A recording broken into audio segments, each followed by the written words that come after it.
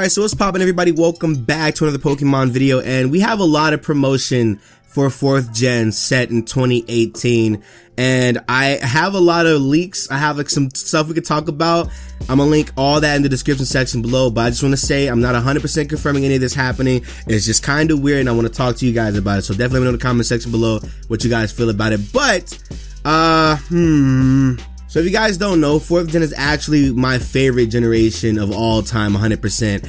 And next year, we're supposed to be getting another TCG expansion pack coming out. And apparently, not even apparently, the expansion pack in Japanese has already started leaking. Most of the actual promo cards and the new ultra rares have been leaking out. And coincidentally, they're all 4th gen Pokemon. Well, most of them are. They're all 4th gen Pokemon and characters, besides Lunala and Solgaleo and some of the Pokemon being promoted, obviously, because it's Sun and Moon. We have a lot of Pokemon that haven't seen the light of day, and a lot of characters that haven't been touched since Platinum. And it's really crazy too, because obviously I'm going to show the images and whatnot, but we have Looker and Cynthia in this batch, obviously, but then we have Pokemon like Glaceon, people like Volkner, that one Team Galactic admin, I forgot her name, like Mars or something like that. We also have Gardenia getting promoted. We also have Palkia and Giratina in the promotion as well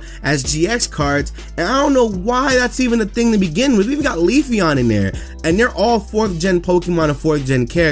Now my assumption of this is like, okay, they're just trying to roll this out because there hasn't been anything for Platinum in a minute, but wait a minute now, there's more to this. So not only are 4th gen Pokemon and characters being promoted in the TCG, but there's also merchandise coming out in 2018. I'm gonna have some tweets from Paul Ryan, the guy that runs PokeShopper, and he literally was saying how Dialga, Palkia, and the Sinnoh starters will have Tomy merchandise next year. And that's like out of nowhere promotion, obviously. And then the TCG references are one thing, but they're actually pushing out figurines for these Pokemon that haven't been touched since Platinum. And for whatever reason, Shieldon and Cranidos are getting figures as well, and it's kind of weird. It's definitely kind of weird. And it brings back that discussion that we had a couple days or a couple weeks ago about, you know, Pokemon Ultra Sun and Ultra Moon being the last main Pokemon games to touch the 3DS. And my thing when I was talking into Koopa was, hey,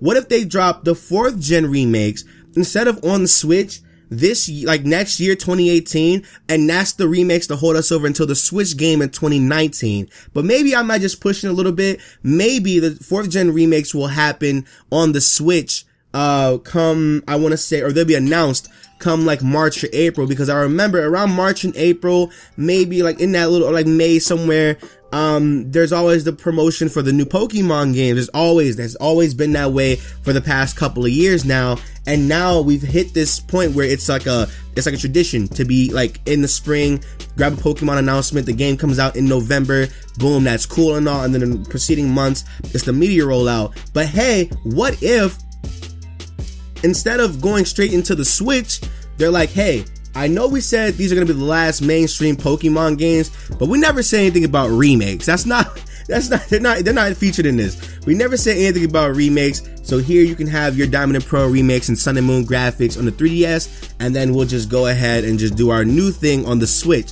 And I think that would be a great idea, because especially considering the fact that they were literally just talking about making a Pokemon game at E3 this year. It was basically damage control, because people were like spazzing out over not having a game on the Switch being announced. And it was like, hey, you know, we are working on this game. We just started. And coming from the CEO who even said, or Gamefreak CEO who was like, yo, the Switch is gonna fail. They didn't work on the Pokemon game until its success had started showing, and now they look stupid, so now they have to make a game for it. And my thing is, if this is like a full 3D experience for Pokemon, if it's like a free roaming thing, like an open world game like they promised us, it's probably going to take a while to make. They're probably not going to have this out for like another couple of like, for like a year. We're probably going to see until 2019, the media rollout to 2019. But my thing is, what is 2018 going to be? Are we going to get like another dry spell? You know, like another dry spell like there was when that Oris period was going on after like X and Y and the Moon. There was like that humongous dry spell of stuff. Or was it like before Oris was announced? I'm not sure. But there was like a huge dry spell in between like X and Y and Sun and Moon. And there was like no Pokemon news besides like TCG and besides VGC and all this extra stuff, and it's like, what's going on now? So what if this is really like what's going on in this entire thing? Because if that's the case, if we're getting 4th gen remakes on the 3DS and Sun and Moon graphics, I want you to know, when we had the discussion with the Coop on the channel, I'm gonna link that in the description section below as well.